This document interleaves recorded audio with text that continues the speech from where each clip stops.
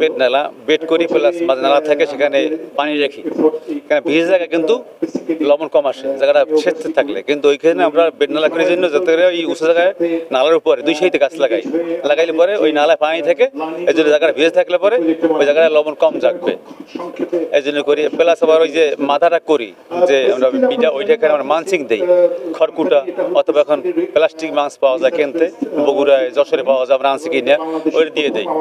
ঢেকে দেওয়ার পরে দেখা গেছে এবং তার আগে তো মানে তৈরি করার সময় জৈব সারতে প্রচুর গোবর সার যেরকম বড়ি বা ধনসা এগুলো দেই, প্লাস জিপসাম সারটা দিলে লবণটা কমে ডাবে।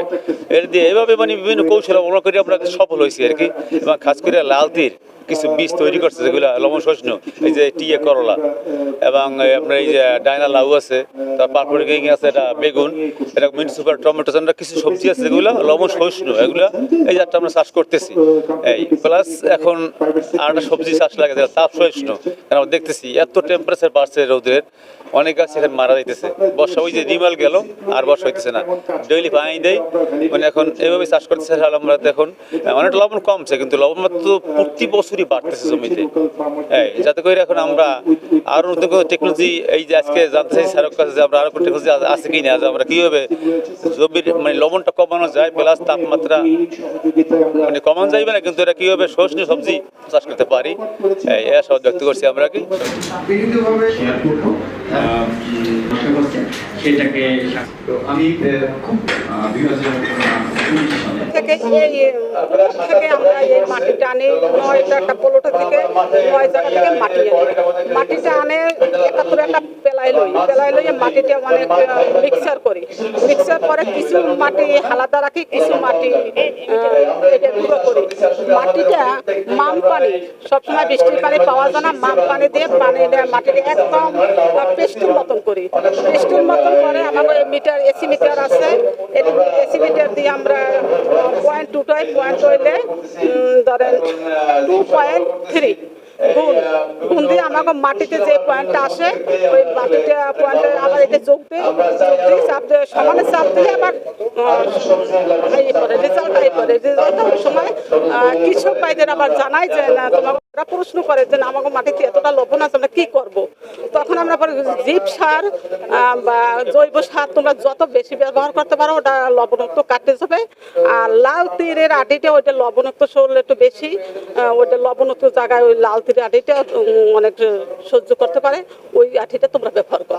2017 সালে এবং সেক্ষেত্রে যদি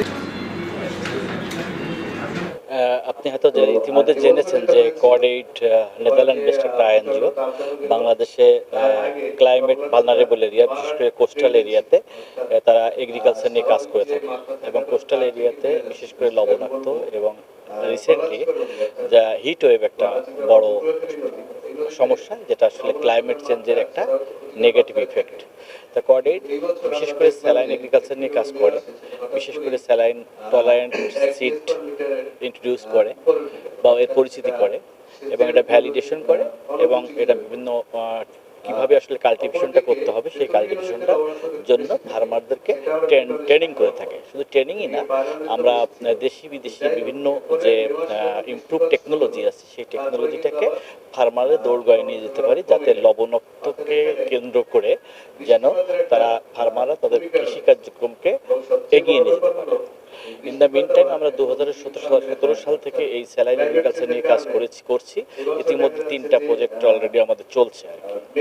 এখন যদি আমি দেখি যে রিসেন্ট যে আবহাওয়া পরিবর্তন, বিশেষ করে হিট, সেই হিট নিয়েও আমাদের আসলে মাল্টি হ্যাজার্ড যে এই এলাকাতে আছে সেগুলো নিয়েও আমাদের কার্যক্রম নেওয়ার পরিকল্পনা আছে।